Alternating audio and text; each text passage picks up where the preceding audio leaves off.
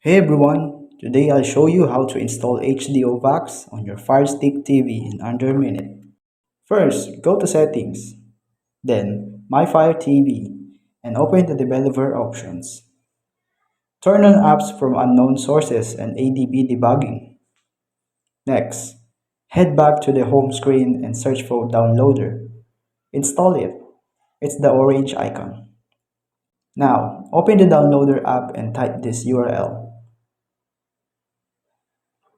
Then hit Go. Wait for the download to finish and click Install. Once it's done, choose Done and delete the APK file to save space. To launch HDO Box, go to your apps and channels, scroll down and find it. You can also press the menu button and move it to the front for quick access. That's it. You've got HDO Box on your Fire Stick. Enjoy streaming and don't forget to use VPN for privacy and better performance. Thanks for watching.